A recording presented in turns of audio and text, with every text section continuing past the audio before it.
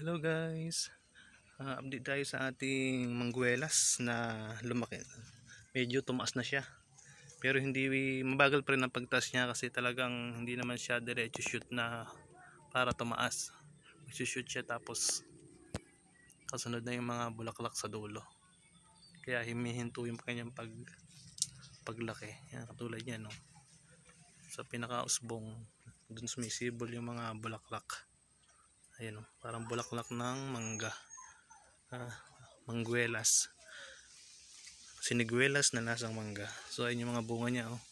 Ito yung fruit bearing na unlimited talaga ang prutas, hindi talaga siya nawawala ng bunga. Napakarami niyang bunga. Ayan, oh. Sa inyo mga medyo magugulang na, merong papalaki. Ayan yung mga papalaki. Tapos merong bumubuka pa lang yung bulaklak, meron yung sumusulpot pa lang yung bulaklak.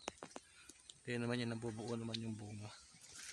Ayan, talagang hindi nawawala, isang puno lang siya. Talagang sobrang dami yung hindi kayo mawawala ng makukuha dito.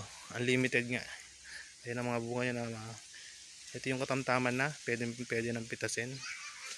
Ito mga ilang linggo pa pwede na rin to, pero pwede na rin to guys, masarap na rin siya.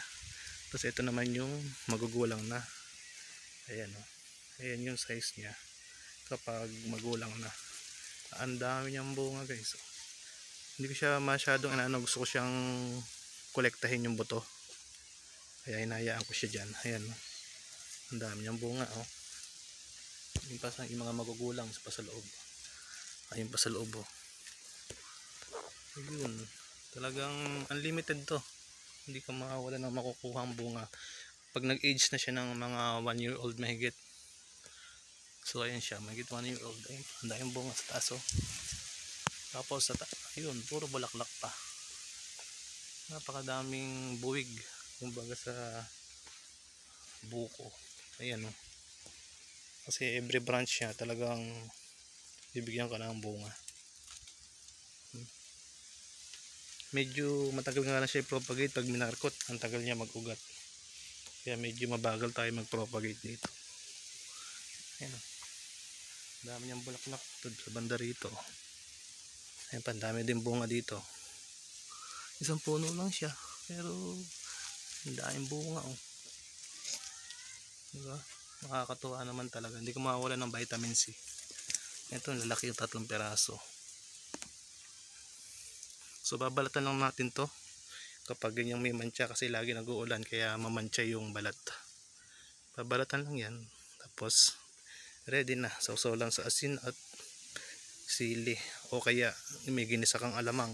Naku po, sarap niyan. Ayan guys, dahil bunga ay markot natin, no? Talagang bagal niya kasi mag-ugat. Ayan, markot natin. Sa minarkot natin may bunga din, oh. Talagang unlimited ang bunga.